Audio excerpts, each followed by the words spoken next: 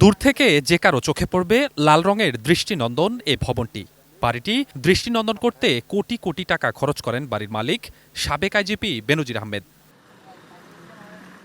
স্থানীয়রা জানান, ঢাকা, গোপালগঞ্জ সহ দেশের বিভিন্ন স্থানে রিসোর্ট, বাড়ি থাকার পরেও এখানে সময় কাটাতেন বেনজির আহমেদ। চালাপ করি যে এরা আসলো, এটা কে কারে নিয়ে আসলো না অন্য মানুষ। উনি বললো যে না এটা ওয়াইফ, আর দুইটা মেয়ে দেখছেন, এই দুইটা হইলো হ্যার মেয়ে। পুলিশ প্রোটোকল নিয়ে আসতেন, যেহেতু উনি সাবেক আইজিপি ছিলেন, উনি আইজিপি থাকা অবস্থায়ও এখানে এসেছেন দু একবার। আদালতের আদেশে শনিবার বিকেলে নারায়ণগঞ্জের রূপগঞ্জে আনন্দ হাউজিং সোসাইটির ২৪ কাঠার উপর নির্মিত বেনজির আহমেদের এই বাংলোটি ক্রোক করে দুদকের একটি দল। প্রধান ফটক দিয়ে ভেতরে প্রবেশ করে চারপাশে ঘুরে দেখার পর দৃষ্টিনন্দন ভবনটির ভেতরে ঢুকতে চায় অভিযানে আসা দলটি। তবে বাড়িটির দুটি দরজায় অত্যাধুনিক লক সিস্টেম থাকায় ভেতরে প্রবেশ করতে পারেনি কেউ। ভেতরে না ঢুকেই সিলগালা করা হয় ভবনটি। ভবনটির ডিজিটাল লক সিস্টেম আছে এখানে।